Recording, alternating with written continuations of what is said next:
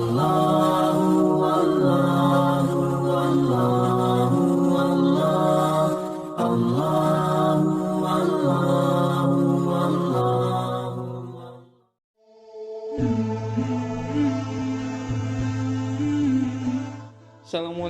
warahmatullahi wabarakatuh.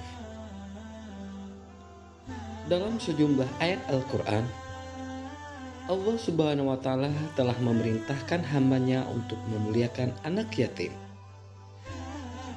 Memuliakan anak yatim dapat dilakukan dengan cara memastikan sandang pangannya, menjamin pendidikannya, serta menggembirakan hatinya.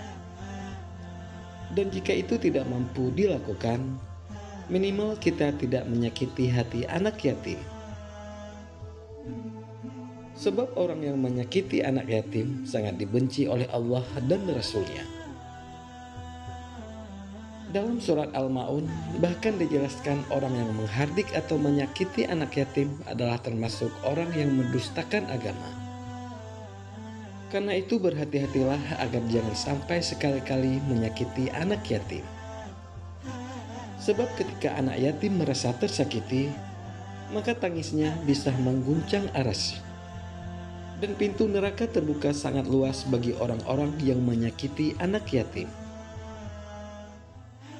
Doa anak yatim itu manjur.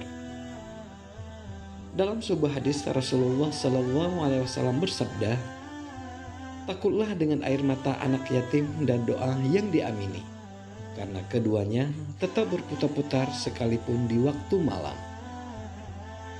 Doa anak yatim pernah menyebabkan kehancuran peradaban manusia. Tepatnya di negeri yang dipimpin Raja Dikdaya bernama Shaddad bin Ad. Di zaman prasejarah, terdapat 4 maharaja yang berhasil menguasai seluruh dunia. 2 raja di antaranya Muslim, yakni Nabi Sulaiman dan Raja Zulkarnain. Dan 2 lagi melawan Tuhan, yakni Raja Namrud dan Raja Shaddad.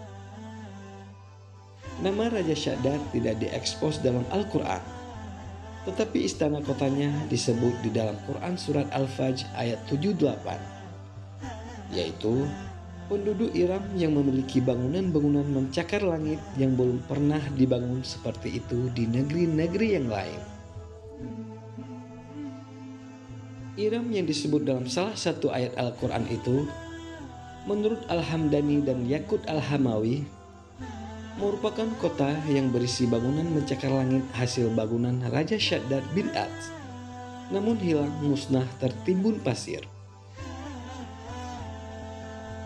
Raja Shaddad merupakan sosok yang cerdas dan mempelajari semua agama. Akan tetapi dirinya sama sekali tidak terketuk beriman. Sebaliknya, dia ingin menyayangi Tuhan dengan cara mewujudkan gambaran surga dalam kehidupan nyata pada masanya. Dia pun sudah menyiapkan isi surga buatannya dengan mengawini 990 wanita sebagai calon bidadarinya. Sementara dalam rangka mewujudkan bangunan surga itu, Raja Shaddad mengumpulkan 300 developer yang masing-masing mempekerjakan 1000 insinyur.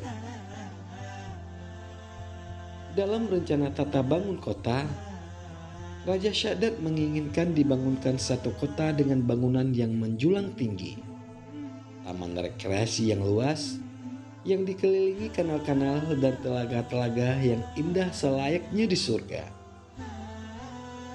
Semuanya didesain menggunakan emas, perak, dan permata.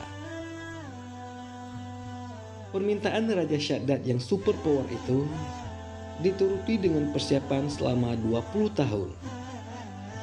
Para pekerja berkeliling dunia untuk mengumpulkan bahan-bahan terbaik yang diperlukan.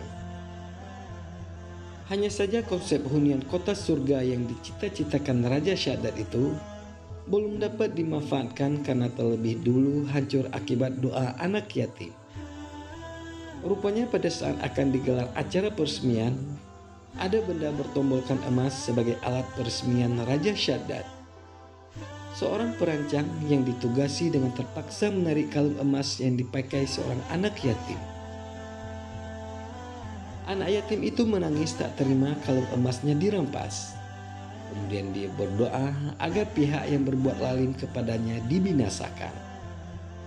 Doa anak yatim itu dikabulkan oleh Allah Subhanahu wa Ta'ala.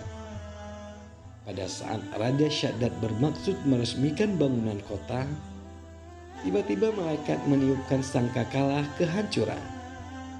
Akibatnya kota itu pun hancur tersapu badai pasir, termasuk Raja Syaddad dan rakyatnya tanpa satupun yang tersisa.